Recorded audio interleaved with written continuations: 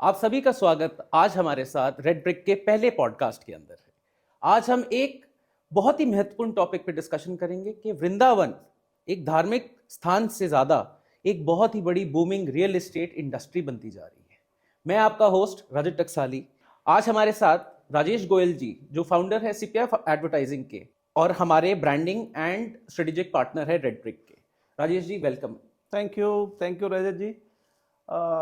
मुझे बड़ी खुशी है कि मैं पहली बार देख रहा हूँ कि कोई रियल एस्टेट इंडस्ट्री में इस तरह का चैनल, इस तरह का पॉडकास्टिंग सीरीज आ रही है, और जो कि not about just your commitments या जो भी आपका बिजनेस है इसके बारे में बात करेगी, but awareness about the real estate industry, about the about Vrindavan and किस तरह से आप लोग के बिजनेस के अंदर और बेटरमेंट और कैसे बेहतर हम इस इंडस्ट्री को ट्रस्टेड और कमिटेड बता सकते हैं, इसके ऊपर आप ये चर्चा कर रहे हैं। मुझे बहुत खुशी है और डेफिनेटली जो भी हमारा कंट्रीब्यूशन है as your advertising company, strategic partner और हमारी जो कोप्रेस consortium for professional real estate agency, हम लोग जैसे भी कंट्रीब्यूट होगा we are there to help you. Thank you so much Rajesh ji. अब आपका 35 साल का अनुभव डिफरेंट फील्ड्स के अंदर एफएमसीजी से लेकर education, real estate and hospitality businesses को आपने केटर किया है। आपके अनुभव के अंदर Vrindavan as a brand and as an opportunity जी क्या मायने रखता है? वृंदावन तो हमारा धाम है पहले, और खासकर आज के दौर में जब हम बात करते हैं रियल एस्टेट के कॉन्टेक्स्ट में भी, स्पिरिचुअल डिविनिटी और जो इस वक्त का माहौल है वृंदावन को लेकर के, it is definitely right time जहां एक तरफ डिविनिटी और दूसरी तरफ इंफ्रास्ट्रक्चर, रियल एस्टेट और इकोनॉमी इन टोटलिटी वो बूम कर रही है।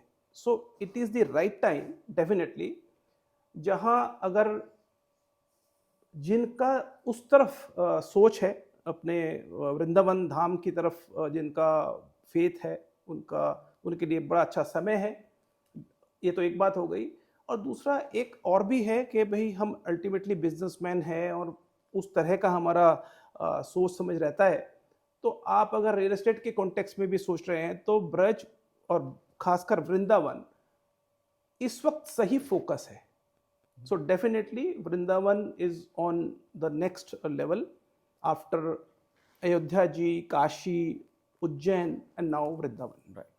In fact, अब थोड़ी देर में ही डिस्कशन करेंगे with respect to government spends infrastructure के ऊपर एंड टूरिज्म इंडस्ट्री को बूस्ट करने के लिए वृंदावन के अंदर। Will come to that later. मैं रेड ब्रिक के बारे में आपको एक लाइन के अंदर बताना चाहूँगा कि हमारी जो कंपनी है वो एक रियल एस्टेट एडवाइजरी फर्म है जो सिर्फ 3 प्रिंसिपल्स पे बिल्ट है: fair price, easy process, own trust. हम सिर्फ प्रॉपर्टी दिखाते नहीं हैं, हम एक फेयर मार्केट वैल्यू जो ब्रोशर की वैल्यू नहीं होती है वो दिखाते हैं कस्टमर को। Long tedious lengthy process of documentation से हटाते हैं। क्लियर टाइटल्स जो सबसे ज़्यादा रिक्वायर्ड है आजकल कस्टमर को, रेरा बैक्ड प्रोजेक्ट्स, वो हम दिलाते हैं। अब वृंदावन से हटके थोड़ा इंडिया की हम बात करते हैं। जो हमने ट्रेंड नोटिस किया है इंडिया के अंदर कि धार्मिक स्थल वाराणसी, उज्जैन, अयोध्या, बनारस, वृंदावन, अब इनके अंदर इंफ्रास्ट्रक्चर बूम आ रहा है और साथ ही साथ real estate as a whole, as an industry, इनके अंदर बहुत ज्यादा जंप्स देखने को मिल रहे हैं। अब second home concepts, Airbnb style concepts यहां पे सबसे ज्यादा इंपॉर्टेंट है इन स्थानों के अंदर। राजेश जी, एक क्वेश्चन है आपसे मेरा कि अगले 5 से 10 साल में आपको क्या लगता है वृंदावन या फॉर दैट मैटर ये जो स्पिरिचुअल स्थान है इनकी ग्रोथ स्टोरी? देखिए, मैं 5 साल की बात तो डेफिनेटली हम करते हैं। भारत की जो इकोनॉमी रही है ना, वो स्पिरिचुअल टूरिज्म के आसपास ग्रो करी है। आप किसी भी डेस्टिनेशन की बात करें, प्रयागराज हो, काशी हो, उज्जैन हो, जहाँ जहाँ पर कॉरिडोर्स आ रहे हैं वहाँ की इकोनॉमी बूम कर रही है, बूस्ट कर रही है और मल्टीपल टाइम्स में कर रही है। ये बहुत इंपॉर्टेंट है। पहले भी जब आप हम पुराने समय की भी बात करें तो जो स्पिरिचुअल एरियाज हैं, हमारी इकोनॉमी एक्चुअली उसके आसपास ही चलती थी। पूरा इकोसिस्टम, तीज त्योहार, जितने भी हमारे फेस्टिवल्स हैं, आप देखेंगे इकोनॉमी वहाँ बूम करती है, बूस्ट करती है। So in context to Vrindavan, definitely आने वाले 5 साल तो first stage of thought process है, लेकिन रेगुलर और कंटिन्यूअस ग्रोथ वहाँ होने की पूरी संभावनाएं हैं, कंसीडरिंग द एडवांटेजेस जो भी हम लोग उसके आसपास का जो इकोसिस्टम डेवलप होता है, गवर्नमेंट के कॉन्टेक्स्ट में भी, जो गवर्नमेंट उसके ऊपर इतना ह्यूज अमाउंट ऑफ इंफ्रास्ट्रक्चर के ऊपर फंड एलोकेट कर कर उसको एग्जीक्यूट कर रहे हैं। सो ये मेजर है। इसके बाद में दूसरा एडवांटेज हम बात करते हैं इंफ्रास्ट्रक्चर, जो कि कनेक्टिविटी से रिलेटेड है, ट्रैफिक मूवमेंट्स। राइट। वृंदावन आने वाले जो चाहे वो तीर्थ के लिए आते हैं या सेकंड होम कॉन्सेप्ट के लिए भी आजकल बहुत ही बूम है और चल रहा है। सो उनके लिए भी दिल्ली में रह करके जो सेकंड होम हो, चाहे तो उनका अपना घर भी हो, 1.5 आवर यहाँ से गुड़गांव जाने में हमें ज़्यादा समय लगता है और वृंदावन पहुंचने में केवल कम समय लगता है। राइट। तो ये जो कनेक्टिविटी हो रही है, जो इंफ्रास्ट्रक्चर डेवलपमेंट हो रहा है, इसको लेकर के भी एक ह्यूज अमाउंट ऑफ इन्वेस्टमेंट्स, और चाहे तो आप जेवर एयरपोर्ट की बात करें, सुपर एक्सप्रेस हाईवेज की बात करें, नेशनल हाईवेज की बात करें, और अदरवाइज जो भी रिक्वायरमेंट्स होती हैं कनेक्टिविटी को लेकर के, ट्रैफिक को लेकर के, वो सब इस वक्त परफेक्ट है। थर्ड है लोकेशन एडवांटेज। आप हाईवे के ऊपर हैं, ग्रीन बेल्ट है, फिर आपका प्रोजेक्ट है। जब आप इस तरह की भी इकोसिस्टम में आते हैं तो डेफिनेटली आपको बहुत अंदर नहीं जाना है। आप देखते होंगे एक्सप्रेस हाईवे के ऊपर दाम ज़्यादा महंगे हो रहे हैं, मतलब रियल एस्टेट का जो बूम है या जो प्राइस की जो प्रीमियम है वो ज़्यादा एक्सप्रेस हाईवेज के ऊपर होती है, बजाय कि आप इंटीरियर्स में चले जाएं। राइट। सो उसके कॉन्टेक्स्ट में भी आप देखें तो मुझे लगता है कि जो आपके प्रोजेक्ट्स हैं वो लगभग उसी तरह से ही डेवलप हो रहे हैं। So that is also one of the thing. और इन टोटलिटी हमारा फेथ तो है ही, रियल राइट ऑलवेज फेथ है, और आपको वो तृप्त होना, भारत की जो फिलॉसफी है वो तृप्ति और फेथ के ऊपर बेस्ड है, कंटेंटमेंट। वो कंटेंटमेंट अगर आपको तीर्थ से आता है, हमारे सेकंड होम से आता है, तो उससे बेहतर और लाइफ में क्या चाहिए। बिल्कुल ठीक बात है राजेश जी। इनफैक्ट अब मैं सिर्फ भावनाओं की बात नहीं करूंगा, बट थोड़े से बेसिक चीज़ों की बात करूंगा। एक एवरेज रेट हमारा वृंदावन के अंदर 7,500 से 8,000 रुपये स्क्वायर फुट का है। हमने देखा इन टोटलिटी के डबल डिजिट एनुअल एप्रिसिएशन है। राइट। ये जो रेट भी है ये दिल्ली एनसीआर से अभी भी सस्ता है। हमारे पास जो बायर्स आते हैं वो एनआरआईज हैं, रिटायरीज हैं, जो अपना स्पिरिचुअल लिबरेशन के लिए वहाँ पे आते हैं, रहते हैं। सेकंड होम कॉन्सेप्ट है जो दिल्ली एनसीआर या मेट्रो सिटीज से लोग अपने लिए बनाना चाहते हैं, ओवर द वीकेंड आके रहना चाहते हैं, बिहारी जी के पास आना चाहते हैं। स्टूडियोज 1 BHK की डिमांड इतनी ज़्यादा हो चुकी है मार्केट के अंदर, लोग रेंट आउट करते हैं, एयरबीएनबी करते हैं, अपने लिए खुद भी रखते हैं ताकि वो जाएं और वहाँ पे रहें। आपको वृंदावन वर्सेस एक कोई normal tier 2 city in India में क्या डिफरेंस नजर आता है? बहुत बड़ा डिफरेंस तो यही है कि अगर मुझे सेकंड होम कॉन्सेप्ट में आना ही है तो डेफिनेटली मैं वहाँ जाऊँगा जहाँ मेरा दिल, मेरा हृदय, मेरी आत्मा का कनेक्ट होता है। तो डेफिनेटली मैं उसी लोकेशन पे जाऊँगा। मैं हिल स्टेशन भी जा सकता हूँ, मैं वृंदावन जैसे धाम भी जा सकता हूँ, या फिर मैं किसी और मेट्रो सिटी में भी जा सकता हूँ, बट जहाँ सेटिस्फेक्शन है तो डेफिनेटली वहीं जाना पसंद करूँगा मैं। पहला तो यही है। और जो आपका क्वेश्चन है वो ये कि भाई मतलब मुझे क्यों ही जाना चाहिए उस तरफ।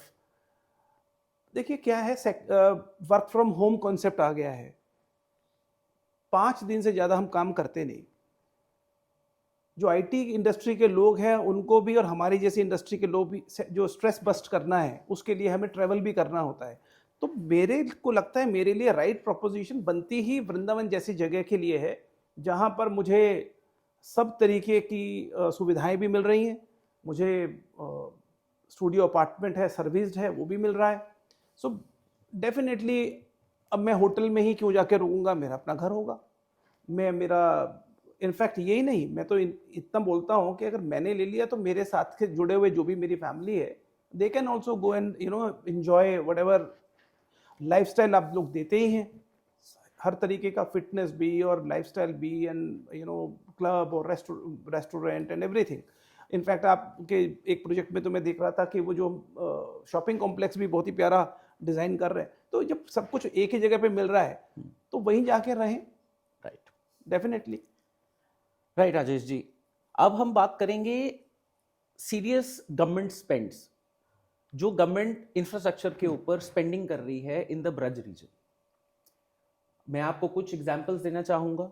500 करोड़ रुपए बांके बिहारी जी कॉरिडोर के लिए एलोकेट हुए, 125 crore rupees tourism infrastructure development के लिए in the Braj area, around 7,000 crore for the heritage development, and then in totality जब हम पूरा सब मिला के देखते हैं, around 30,000 crore is being spent by the government on the infrastructure of the Braj region. Rajesh ji, इस ये सारे हमारे जो मैं आपको स्पेंड्स बता रहा हूँ, इन स्पेंड्स को जब आप देखते हो, जब आप सोचते हो, एक इन्वेस्टर के पॉइंट ऑफ व्यू से, with respect to its confidence investor का इन दिस ब्रज रीजन, आपको क्या नजर आता है? देखिए, मुझे ऐसा लगता है समथिंग बिग इज हैपनिंग। बहुत बड़ा कुछ हो रहा है जो पहले 3 बार प्रूव भी कर चुकी है हमारी गवर्नमेंट, चाहे सेंटर से हो चाहे स्टेट से हो। उत्तर प्रदेश का जो के पास कई धाम हैं उन पर काम हो चुका है, वृंदावन नेक्स्ट है। B it the infrastructure of corridors, cultural and heritage protection के लिए जो भी फंड्स और बाकी के भी फंड्स जो आपने बताया है। हमारे यहाँ एक सब्जेक्ट होता है विजुअल कल्चर, जो हम देखते हैं उस पर हम बिलीव भी करते हैं।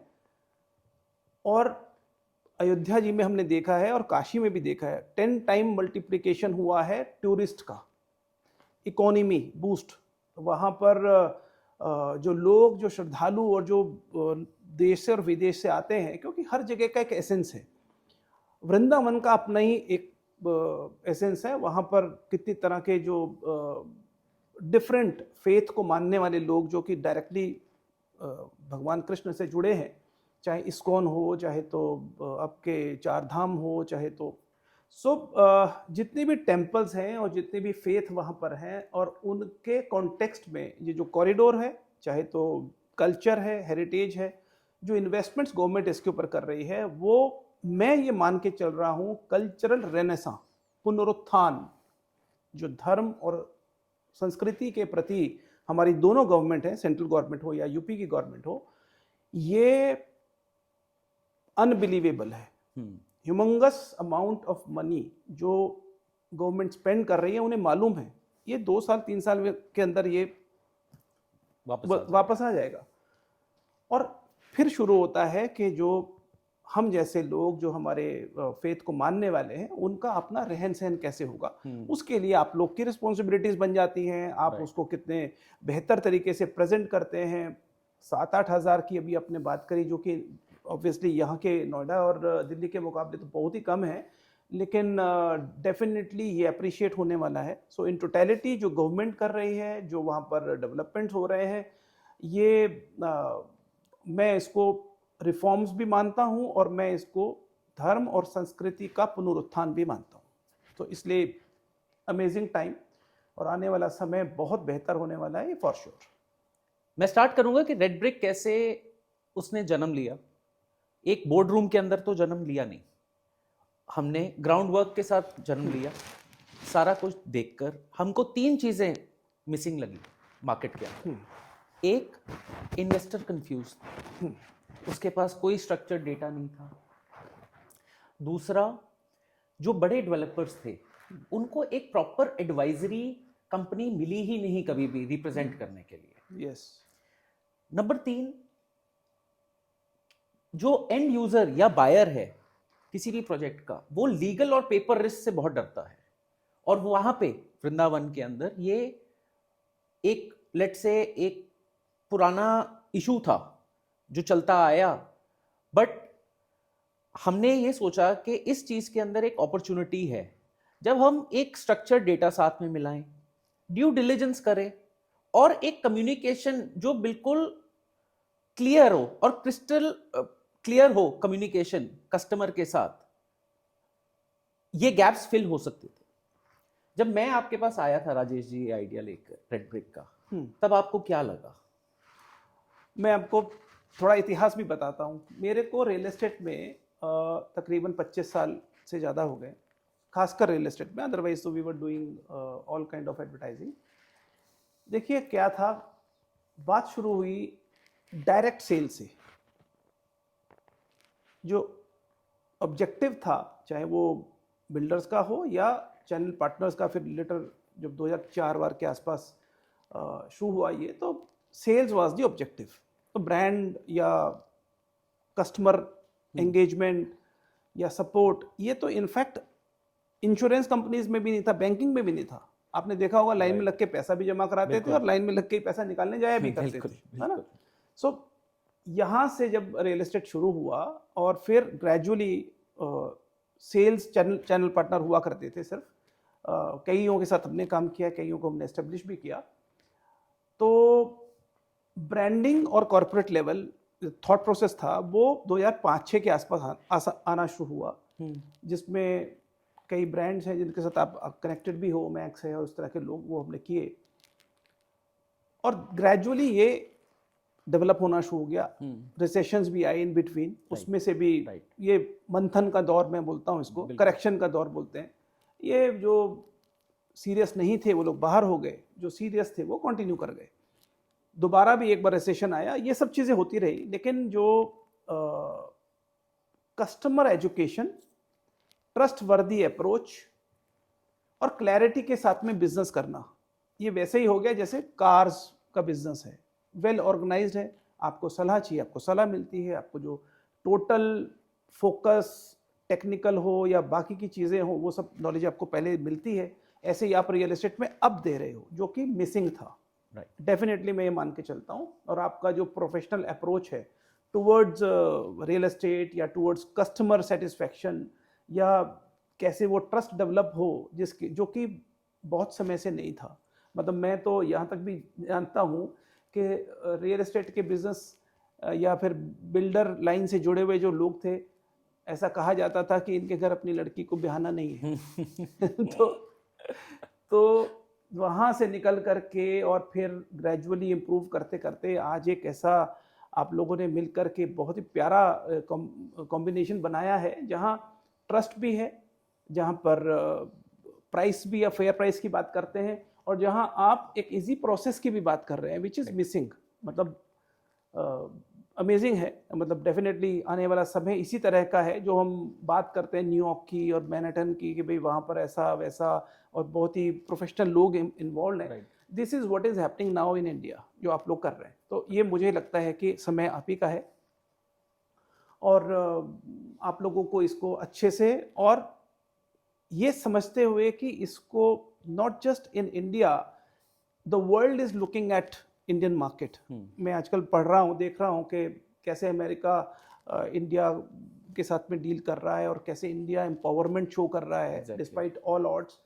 तो आप लोगों का समय है, डेफिनेटली आप इसको अच्छे से निभाएं, ये भी हमें पूरी उम्मीद है। क्योंकि बहुत ही कॉर्पोरेट और प्रोफेशनल अप्रोच में मुझे लगता है मैं पहली बार ही देख रहा हूँ।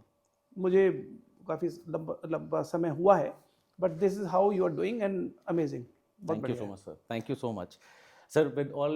With your guidance, we will take Red Brick, जहाँ पे वो उसको होना चाहिए number 1 real estate advisory firm. हम चाहते हैं अक्रॉस द वर्ल्ड बने number 1, but we will start with India first. Great. और मैं आपको जो बताना चाहता हूँ और मैंने कहा भी है, हमने मीटिंग्स में डिस्कस भी किया है, देखिए वो जो स्पेस है ना वो खाली है। राइट।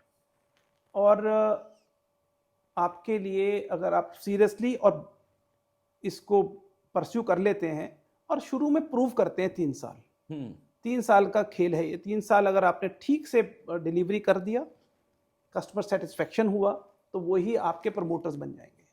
कई एक बिल्डर्स भी ऐसे हैं जो बहुत अच्छा काम कर रहे हैं, आप उनसे जुड़े हो, मैं वो देखता हूँ कि कस्टमर ही उनके इन्वेस्टर्स भी हो गए। राइट। तो बस यही है, अगर आपकी advisory towards builder and towards your customers, जो एंड कस्टमर्स हैं, जो दुनिया भर से आपके अपने पिछले दिनों काफ़ी आई थिंक 200 के ऊपर विद इन 2 मंथ्स अपने सेल्स किए हैं, yes. Which is amazing. And आप इनको अगर ट्रस्ट डिलीवर कर पाए तो ये आपके सब प्रोमोटर्स बनने वाले हैं। Right sir. सर इन अ वे वो ऑलरेडी हमारे प्रमोटर्स ही हैं। ऑल आर कस्टमर्स एग्जिस्टिंग या नए potential customers, they are all our investors, they are all our they are part of our firm only. Great. Sir real estate in Mathura Vrindavan बिल्कुल explode कर चुका है। हम डबल डिजिट ग्रोथ्स देख रहे हैं, अराउंड 20% एनुअल रिटर्न्स आती हैं, आरओआईज हैं, कहीं कहीं पॉकेट्स के अंदर तो 40% भी मिलता है। बट इन सारी चीज़ों के अंदर अभी भी जो देखने को मिलता है, एक है miss information, miss selling, right, and then बहुत सारा शोर है मार्केट के अंदर। यहां पे रेड ब्रेक आता है, क्लैरिटी, स्ट्रक्चर एंड ट्रस्ट देने के लिए कस्टमर को। देखिए जो आपने अभी बात करी ना, केओस है, ये केओस अभी भी है और रहेगा भी। हम टारगेट ऑडियंस को ना कई लेवल पर बांट देते हैं। वन इज जनता, you know, where there is chaos. इससे ऊपर उठेंगे तो सेमी प्रोफेशनल्स, जो लोग थोड़ा ऑर्गेनाइज हैं, मतलब थोड़ा बहुत जानते हैं, बिजनेस करना जानते हैं, और अपने कस्टमर को समहाउ, जो आपके प्रमोटर्स भी बन जाते हैं आपसे, फिर बाद में आप जैसे कंपनी के साथ में जुड़ जाते हैं, और फिर वहाँ से वो मोर प्रोफेशनली एंगेज करते हैं, प्रोसेस में आ जाते हैं। और थर्ड लेवल आपका है जो प्रोफेशनली मैनेज्ड है, पॉलिसीज बेस्ड है, एसओपीज क्लियर है, और जो भी आपने अब तक कस्टमर को फोकस रखते हुए बनाया है, जैसे बैंक काम करता है, इंश्योरेंस कंपनी काम करती है, और कंपनीज जो कि सर्विस इंडस्ट्री में हैं वो काम करते हैं, ऐसे ही अब आपने रियल एस्टेट में करना शुरू किया है। सो डेफिनेटली ये वाला जो ऊपर वाला है, ये थोड़ा समय आपको एस्टेब्लिश करने में लगेगा।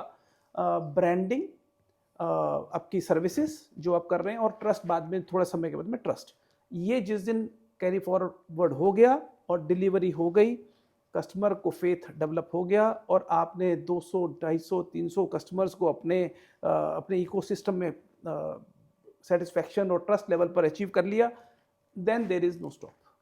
Right sir. सर अब सर अब हम बात करेंगे, आपसे कुछ सवाल करेंगे हम। आप थोड़ा सा हम रैपिड फायर टाइप का करेंगे, बट रैपिड फायर होगा नहीं क्योंकि इसमें डिस्कशन तो इन्वॉल्व है ही। तो सबसे पहला सवाल है सर, एक बायर सबसे बड़ी गलती क्या करता है? बायर बहुत इनोसेंट होता है। देखिए मैं बताऊं आपको, लगता तो हमें है कि बायर बहुत स्मार्ट है, लेकिन वो इनोसेंट बहुत होता है। इमोशंस उसके जो हैं टूवर्ड्स ओनिंग अ होम, वो इतने डोमिनेट करते हैं कि मुझे मेरे परिवार के लिए, मुझे अपने लिए घर खरीदना है या मुझे कोई प्रॉपर्टी लेनी है, राइट, तो कई बार किसी की बातों में आ जाता है, जैसे किसी बैंक ने रिकमेंड कर दिया, मैनेजर ने रिकमेंड कर दिया, किसी ऐसे बंदे ने उसको रिकमेंड कर दिया जो वो पैसा फंसा बैठता है। राइट, उसको रियल एस्टेट कंपनी का या उसको राइट कंसल्टेंसी नहीं मिलती है, ये प्रॉब्लम है। और इस प्रॉब्लम को दूर करना, दैट इज योर रिस्पॉन्सिबिलिटी, जिसके साथ आप लोग उठ के आए हो। तो कस्टमर को सही कंसल्टेंसी मिल जाए और उसके जो इमोशंस हैं वो सही तरीके से डिलीवरी में उतर जाएं, that is what is required. Right sir. Sir दूसरा सवाल ये है कि एक ब्रोकर एजेंट से हमको क्या पूछना चाहिए डील करने से पहले? बहुत सिंपल है, डब्ल्यूज एंड एच, क्या है, कहाँ है, कौन है, कैसा है, कब, ये जितने भी क्वेश्चंस हैं, अगर आपके रिप्लाई ये चले गए, इसको आप कहीं भी इंप्लीमेंट कर दीजिए।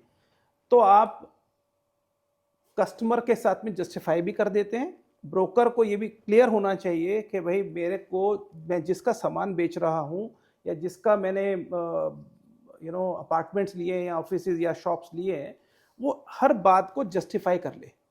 That is what is required. Right sir, third सवाल है वृंदावन रिलेटेड ही है कि अगर कोई बायर, प्रोस्पेक्टिव बायर वृंदावन के बारे में कंफ्यूज्ड है और उसको कुछ चाहिए वहाँ पे या कुछ इन्वेस्टमेंट करनी है वहाँ पे, तो क्या वो एक स्पिरिचुअल परस्यूट से जाए या फिर नंबर्स के परस्यूट से जाए इन्वेस्टमेंट करते समय? देखिए, लार्जली जो उसका डिसीजन है वो उसकी जो फेथ है उसकी वजह से ही जा रहा है वो। अब ये तो हो गया ट्रिगर पॉइंट। हमारे यहाँ एडवर्टाइजिंग में बोलते हैं what is the trigger point. तो उसका फेथ और वृंदावन का connect is the trigger point. आप देख रहे होंगे जितने भी एडवर्टाइजिंग कैंपेन हो रहे हैं, सब मोर पंख, बांसुरी और मंदिर या भगवान की प्रतिमा उसी के आसपास हो रहे हैं। So this is how you are connecting to your target audience. ये तो पहला है। दूसरा ये है कि जब आप वृंदावन की बात करते हैं तो कस्टमर को डेफिनेटली ये समझना चाहिए कि मेरी अगर इन्वेस्टमेंट हो रही है तो इसमें भी मुझे कुछ राइट काइंड ऑफ रिटर्न्स हो, या मेरी कोई इन्वेस्टमेंट ऐसी जगह ना हो जाए कि मैं फंस जाऊं, मेरा फेथ भी उस पर आ जाए, स्टेक पर आ जाए, है ना। सो कुछ चीज़ें ऐसी हैं कि जो दोनों चीज़ों को साथ साथ लेके चलना चाहिए। कस्टमर को फेथ तो है ही जो डिसीजन मेकर है, और रियल एस्टेट का सही चुनना, दैट इज ऑल्सो रिक्वायर्ड। जहाँ मुझे समझ में आता है वो रेड ब्रिक का काफ़ी उसमें इन्वॉल्वमेंट हो सकता है, guiding them for a suitable और एक्यूरेट डिलीवरी। जहाँ पे हम बैठे हैं वहाँ से मेरे को कुछ थीम्स राजेश जी समझ में आती हैं। एक, जो स्पिरिचुअल सिटीज़ हैं वो इन्वेस्टमेंट हब्स बनते जा रहे हैं, ठीक, right. High rise apartments, integrated townships Vrindavan के अंदर आ चुकी हैं, ठीक है। Managed rentals, serviced apartments, digitally aware and fact check करने वाला बायर अब मार्केट में है। हमारी जैसी रियल एस्टेट एडवाइजरी फर्म्स जो पुराने डीलर एजेंट रिलेशनशिप से थोड़ा हटके, backed by data, structure, confidence, trust के साथ, आपको इन्वेस्टर्स के लिए 2-3 ऐसी कौन सी थीम्स समझ में आती हैं अगले 10 साल के अंदर?